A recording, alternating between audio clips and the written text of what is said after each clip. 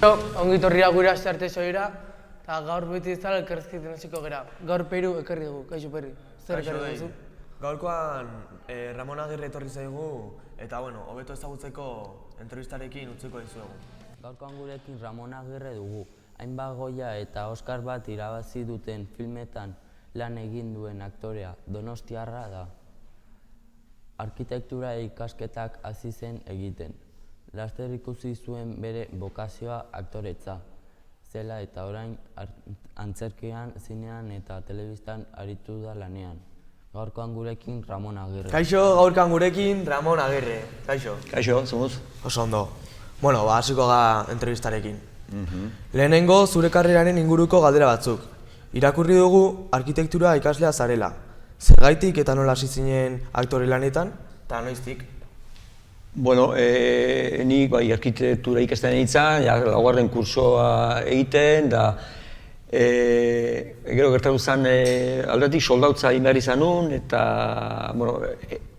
ezin izan nun kurso hori jarraitu, eta eten bat izan nun, gero esan nun, kanpoa jo nintzen, Parisen jo nintzen bola baten, eta han hasi nintzen pixkat bai antzerkiarekin, eta bai komiki gintza ere asko guztitzea da, eta horrekin pixkat zehatzen. Gai horiek ikutzen eta ezagutzen, eta bueltakoan antzerkekin segi, eta hor pixkate izan zen, nire buruak gintzun, beste bidete batetik joango naiz, hori antzerkia azaldu zen nire bizitzan, eta irabazi intzion arkitekturari, eta horretik nago hemen. Ondo ba. Txikitan pentsatzen alzenuen horrelako zerbaitean bukatuko zenuela? Ez. Ni antzerki zalia bai txikitatik gustatu izan zait, baina zenun pentsatzen, beste oso lotxatian itzalako, gero konturatu naiz aktoren artean lotxati asko da hola, eta lotxa ez dela eragozpena aktore izateko, gero konturatu naiz, baina orduan ez, baina hemen gainean ere garaiaitan nire inguruan ez zegoen aktore profesionalik, ez genuen ezautzen inor, ez zegoen telebistarik, nire nintzen ez zegoen telebistarik, eta ez genuen ezautzen inor aktorea zian, Madrideko jendia eta Hollywoodekoa, baina ez zen, orduan ez zen lotzen euskalduna, hemengua eta aktore profesionala, orduan ez zen, imaginatu ere egiten, baina, gero hasita, pixkat gu hasi ginen, profesional moduan gu hasi ginen, antzerki egiten nola. Ezagutzen ez zaituztenentzat, eta posible bada, egingo zeniguke zure karreraren laburpen bat, zein izan da zure ibilbidea? Enaiz kapaz, orduan burrengo galdera pasako geha, zebestele bai, laburpena, zaila. Urte asko dara matontan eta gauz asko inditut eta ez nuke jakingo erantzuten hori labur. Bide honetan sariak ere izan dituzu. Kontatu honen inguruan, garrantzitsua alda errekonozimendu hau aktore baten? Bai, ez ditu sari asko izan, nik parte hartutako lanek bai. Nik parte hartu dut Oskar bat irabazi zuen filma baten, egon nintzen. Goya desente irabazitako lanetan parte hartu dut, orduan batzutan bezatzen honi talisman hauten nintzen, hori pentsatzen azten badia, denek deituko diate, zen nina honen, saria seguru erortzen da. Neri ez, baina taldeari bai. Orduan ez, sari asko ez, polita da, eta rekonozimendua ere bada, bai, bestela ere, saririk jaso gabe ere, sentitzen duzu, sentitu ezakezu rekonozimendu bat. Bai, noski. Da, hola. Nola eman zenuen estatuko zineko saltoa? Eta zaila izan alzen? Zinea ez dauka mugarik, zinea mundu guztirako pelikula bat bain ikusten da, euskal pelikulak ikusten dira Nueva Yorken, euskarazko pelikulak, edo zein lekutan. Zineak ez dauka mugarik, zinea mundukoa da, hor ez dago saltorik eta Madrideko saltua, ez da, findik ez da saltoa. Leheno etzan hemen zine gutxi itezan, apenas, eta Madriden gehiago, baina nik Parisen ere indet, lan bat, Kolombian ebai, nik ez saltotzat jotzen, eta are gutxiago euskal zineak egiten nahi hartzen nahi maila kontutan hartuta, hori kontuatu gabe, astentzea muitzen eta kaso deitzen zaituzte urrutiagotik eta Bien. Urrengo galderak aktore lanaren inguruan. Zer suposatzen du aktorea izatea? Nola bilatzen duzu aktore lana? Eta gogorra alda? Bueno, hor bizpairu galdera inizkatzu. Aktore lana da, nik esan beste edozein ofizio bezala, zaila da egitea ondo. Edozein gauza da zaila, irakasle izatea zaila da, irakasle hon bat izatea zaila da, ikasle hon bat izatea ere zaila da.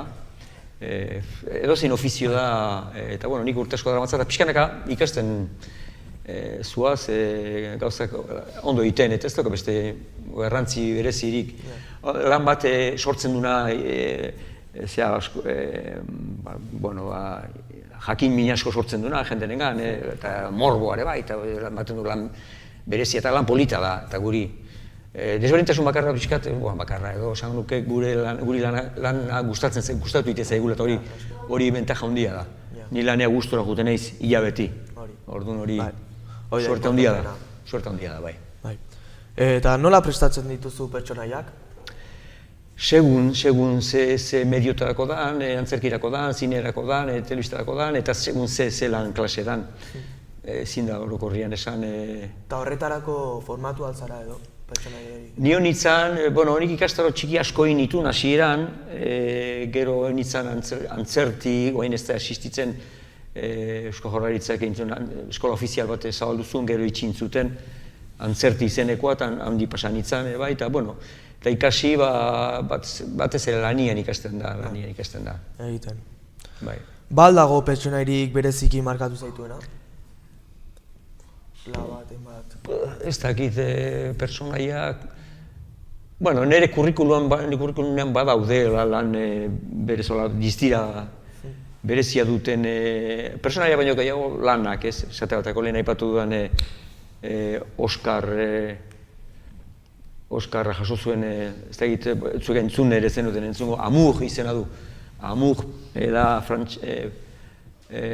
zuzendari austriarra da, eta frantsesez eginda dago, eta horrek irabazizun inglesez besteko Oskarra 2013an. Eta hemen, Aupa Etxebeste izan zen, batez ere Euskal Zinemaren bilbidean suposatu zulako olako, ez dakitak izuen, baina guain beste bat egin dugu Agur Etxebeste, eta hori estrenatuko da Laster. Uda baino lehen, uda ostian, Ikusi beharreko dutela, orduan. Eta zein izan da zure pertsonairi kutsunena? Aipatu ditudan, Agur Etxebeste oso hori alkatea, etxeko gizona, hori oso personai aberatsa da, polita, eta ez da, hori adibez bat esateagatik hori oso, eta gainera guain berriz ere,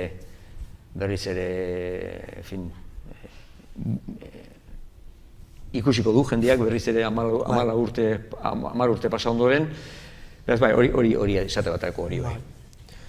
Eta orain zinaren inguruan, zinea ikustea gogoko duzu? Ze pelikula mota ikustea gustatzen zaizkizu? Bai, zinea gustatzen zait zinea aretotara joatea. Etxian ez ditut pelikula asko ikusten, etxian gauza asko daude, eten asko, distrazioa, ez daude sala baten sartu eta hango soinua eta zaude hortako bakarrik pelikula ikustea. Nik gustatzen zait zinea joatea, eta saiatzen naiz hastian behin behintzat juten eta ikusten Eta pelikula motak, ze pelikula mota? Pelikula mota, etzaizkit pelikula mota normalian abenturazkoa jende asko juten da pelikula, horiek ez dira gehien gustatzen zaizkienak. Gustatzen zaizki gehiago pelikula intimistagoak personaiak dauzkan, ezur aragizko personaiak dauzkan pelikulak, ez, hola abenturak eta askotan dira personaiak oso estereotipatu da dira, Indiana Jones oso atxigina dira, dibertigarriak ikusteko, baina ez daukate personaiak oso estereotipatu da dira, ez daukate badirudi oso kartoizkoa dian, ez daukate sakontasun, nahi beste pelikula mota personaien arteko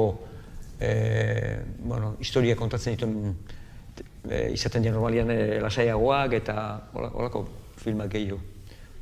Zer bi pelikula gomendatuko zenituzke? Zer bi pelikula? Pelikula Agur Etxebeste ikusi beharrekoa. Eta pelikula polita da eta niri gustatzen zaizkidan pelikula mota da. Ez dakit ikusi zenuten aukera, entzun zenuten beste filma bat egin zuen Koldo Armando zuzendariak Oreina izenekoa, ez dakit zuek entzun da daukazuen. Eta hori da, adibidez, ez da jende guztiari gustatzeko moduko batzuk ze motela, ze aspergarria. Hori adibidez estilo hortako pelikulak asko gustatzen zaizkin. Pixkat, zinema frantsesaren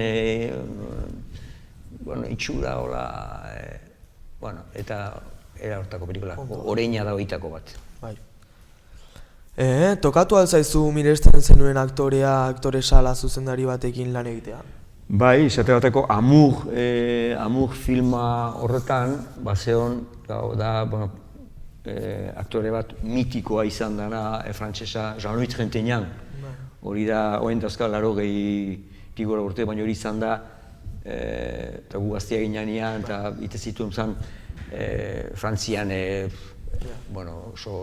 ez bakari Frantzian, estatu batutara juntzan behin eo baina etzun nahi, berak etzun nahi izan hango zirkuituan sartu, baina hori eta Isabel Huppert, hori estatuko ezue, beste frantses bat oso... Eta, zoko ez dituz ezagutzen, ezatuko igual, baina, hori... Zate bateko horiek. Tokatu zait, eta behin... ez zaite etorriko, tokatu zaite la jende oso ezagunarekin... Eta zeinekin gustatuko litzaizuke lan egitea? Horrela, pelikula edo... Ez dakit, ez zuzendari eta ez aktore, ez daukatola kapritxo berezirik... Ez, zaitu okurritzen ez. Zinean eta telebistan aritu zara lanean, zer nahiago duzu? Hori da kazetari guztiek egiten duten galdera, eta zer nahiago, segun personaia nolakoa dan, medio bakoitzak doka bere xarma, eta batez ere ze talde, ze zuzendari, ze ekipo, ze produkzio mota dan, eta batez ere personaia polita dan. Zinea eta euskalaren inguruan. Zinea edo telebista euskaraz egitea izango duen oihartzuna muga dezaki. Baina ez badugu guk egiten, ez du inorrek egingo. Nola ikusten duzu egoera? Holaxe, zuk esan duzun bezala, bai. Eta hori gainditzen ari da, egoain azpititulekin, eta jendea esatateko oain dela 10 urte pentsa ezina zen euskaraz egindako filma batek 13 goia. 13 goia irabaziko zituela Espainin, ez?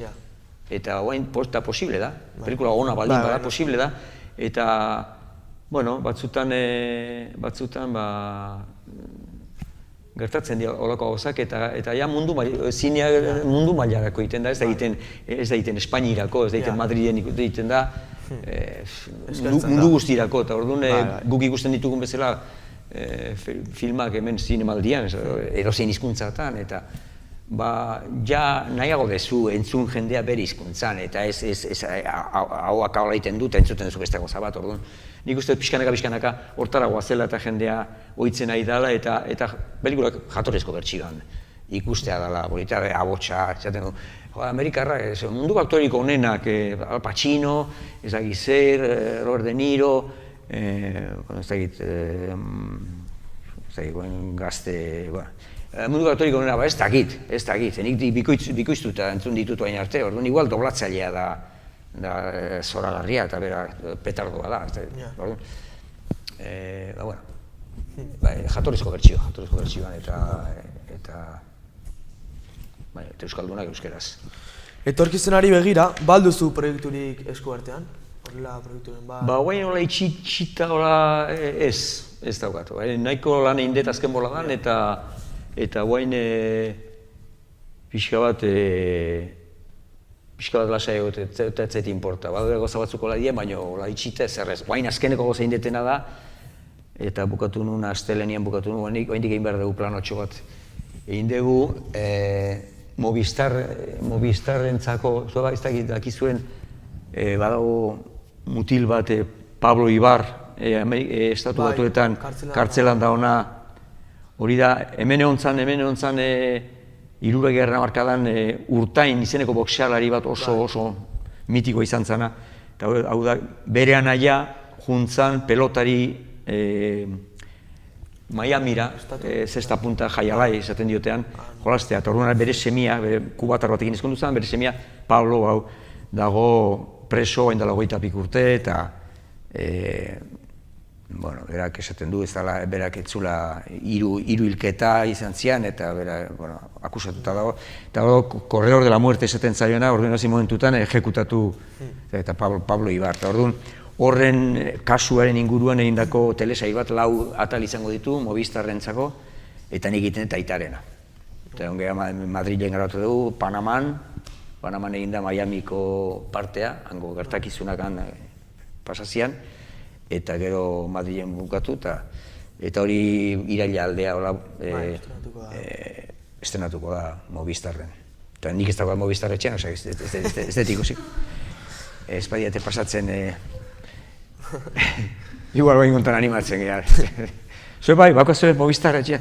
Netflix, hemen, denetari dago. Denetari dagoela. Bai, baina gu etxean ez dago inongo plataformaik, eta, bueno, esatizule, zinema kali, guztan zaita aretotan, eta, igual aitzaki honekin, zeo zer. Gure alaba baina filminekin, eta biltzen da, eta osea, igual zeo zein barko dugu, gasto txiki bat inbarko dugu. Esan duzun bezala, kantatu duzun bezala, poesian eta antzerkian ibilitakoa zera. Poesian? Bai.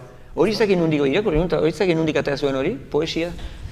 Batzutan nire kurrikuluan azaltzen da, liburuak idatzi ditu da, poesia. Eta hor, nik antzerki obra bat idatzi nun, publikatuta dago, oza, nik liburu bat idatzita daukat, orduan, batzutan idazle, ez naiz idazlea, baina, badaukat zerbait publikatua. Baina hori da, eta horra saltzen naiz, liburu baten, poesia liburu kolektibo bat, zian 3 poeta, gazte, eta nik initun ilustrazioak. Orduan, baina, liburu hortan, zergatik ez Sigrid izenazun. Eta zan, 3 artean egindako poemak jasotzen ditun liburu. Eta nik initun ilustrazioak. Eta orduan, baina, saltzen da nire izena bai, eta orduan, poesia publikatu izan manu bezala, baina nik initun ilustrazioak. Eta bueltatzeko asma daukazu? Antzerkira, edo? Antzerkia beti izan dut, ez dut utzi, inoiz ez. Inoiz ez. Ni beti suerte izan dut ere bai, antzerkia gu hasi ginean antzerkia egiten genuen. Antzerkia da izan da gure esparrua, eta gero nik suertea izan dut, laizter hasi nitzala, zine bat pixkat egiten, telebistare bai, orduan, suerte izan dut 3 mediotan ibili izan naizela, eta hori da politena ez. Amaitzeko, errazalda zure lana familiak, lagunekin eta abarrekin uztartzea? Nire, familiakin eta? Familiakin, lagunekin... Uztartzea. Bueno, lanian nahi gehan eta batez egu asteburutan iten dugu lan, eta jendea asteburutan divertitzen da, eta gu asteburutan batzutan antzerkia daukagunean, hemen zoritxarrez, alde hortatik zorionez, guk ez daukagu astero, hemen antzerkia, ez du asko irauten, Madrilen esaterateko egiten dute, antzerki obra bat egiten du, temporada, eta egiten da, asteartetik igandera, egunero, gauero, eta igual hilabetetan, orduan, hemen ez da egiten temporada, hemen herriz biltzen geha, eta, alde hortatik beti kuadrilakin eta lagunekin egoteko aukera gehiago dago. Baina, gu lanian nahi gehanean jendea poteatzeko ordua izaten da, eta orduan, ez da, eta batzutan etxea berandu ere bai, eta ordutegi berezia dauzkagu, baina, Zeintzuk dira zure karrerak eman dizkizun bizipen onenak eta gogorrenak? Hori, askotan galdetzen dizut hori, eta ez daukat prestatu da hori da zein da zure lanik gustokoena, ze bizipen, ez daukat, anekdotario ez daukat preste, oki barko nuke, esateko, kontatzeko anekdota polit bat baino. Bueno, batez ere gauza honak, plazerra, lehen esan dudan bezala, gu bentaja hori daukagu, gure lana gustokoa dela, gure afizioa bihurtu dugula gure ofizio, ez?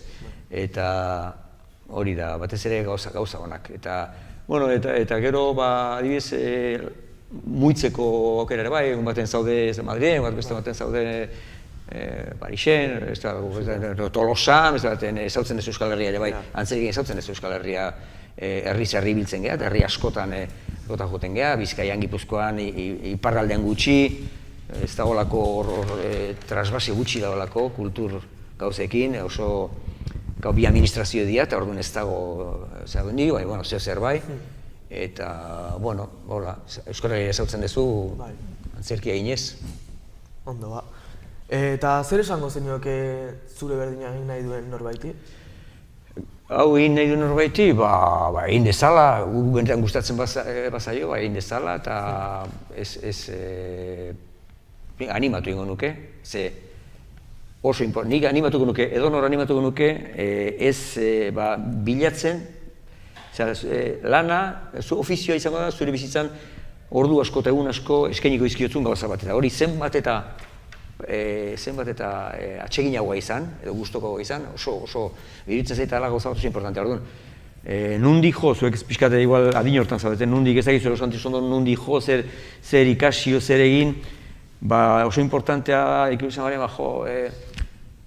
honekin aberastu ingo nahi zenbat irabazikot honekin, ez dakit, bilatzea zer dan benetan gustatzen zaidana, eta nun sentitu nahiteke gustora nahiz eta, beste honetan igual gehiago irabazten da, hobetu ikusita dago, ofizioa, sozialki prestigio.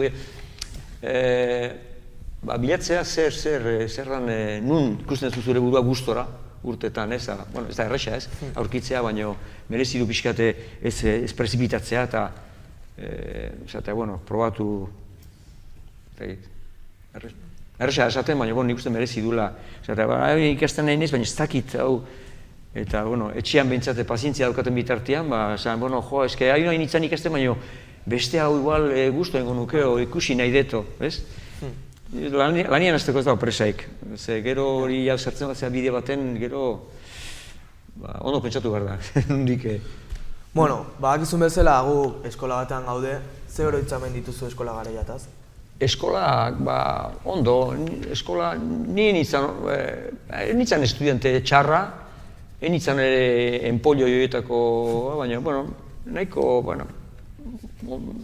zailtasun ondirik gabe eramaten ditune guzuak, eta beti nik usteet, beti patioera noiz ateako, edo futbola, edo igandea futbolian, baloia noiz ateako zai. Urte horietan futbola zan, futbola jokatzea eta, batez ere futbola, beste kirol batzuk ere bai, baina futbola oso. Eta orduan, ikasketa, justu aprobatzeko moduan, eta hola.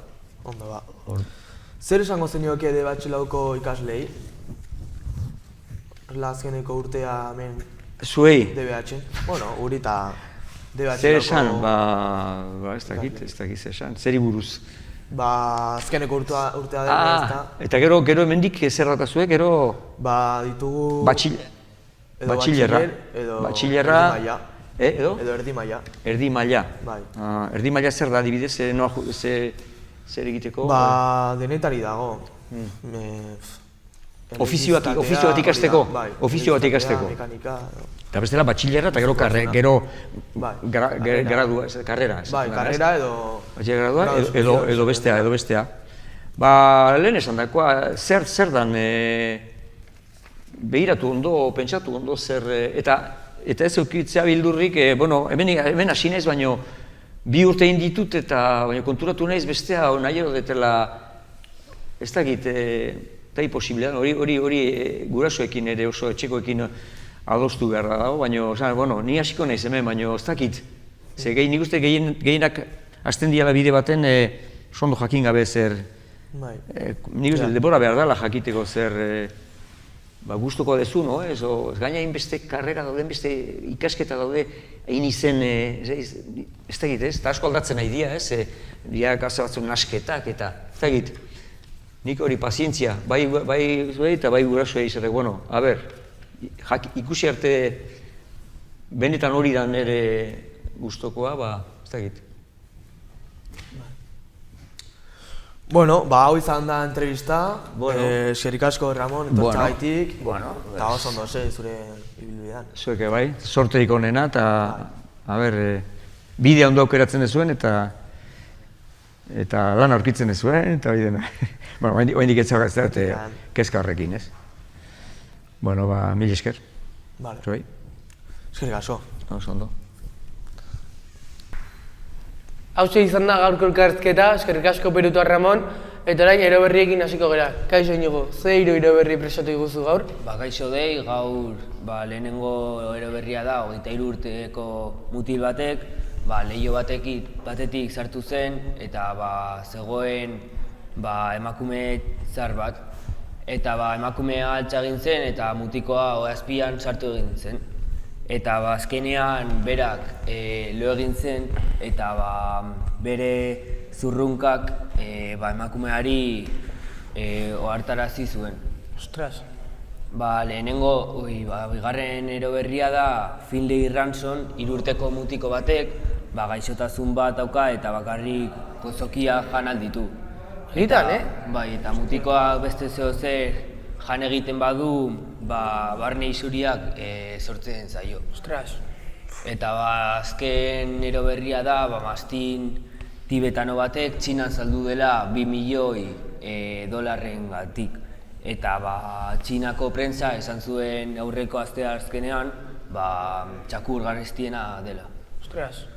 Bueno, gaurko eroberriak hemen bukatze dira, hurrengo astera arte.